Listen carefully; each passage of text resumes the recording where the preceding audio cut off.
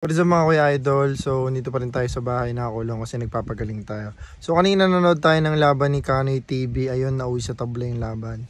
So, ngayon, replay naman ng laban ni Melvin tsaka ni Pogs. Ayan, shoutout kay Master Hoops. Yan, pinapanood natin. So, ito, narinig ko lang din sa sa mismong live. Dapat yung mga ganitong audience, hindi pinapanood sa court eh. Possession ni Melvin. Pansinin niyo yung naka-block. Ayan. Power coops yan. Pansin nyo? Ulitin natin ha. Narinig niyo sabi ng inaalog daw.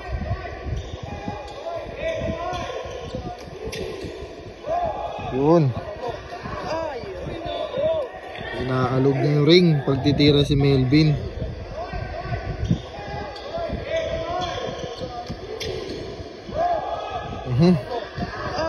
Last na.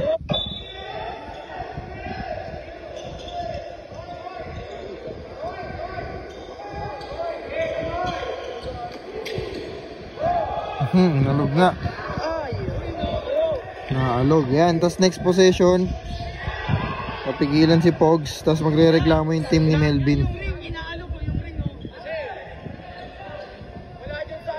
Ano, sabay alis siya. Alis siya no? Guys, di pa pala natapos doon. May isa pa.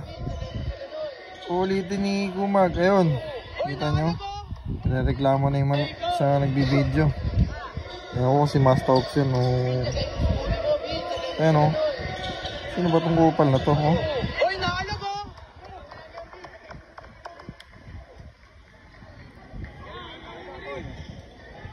Pwedeng pwedeng magsimula yung gulo dito eh.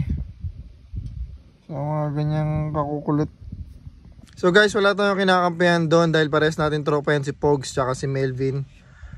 Yun lang yung nag-aalog sa ring. Syempre hindi maganda yun kasi unang-una tournament yun eh. Tapos malala doon, championship pa. So ayun lang. Sana wag lang pamaresan.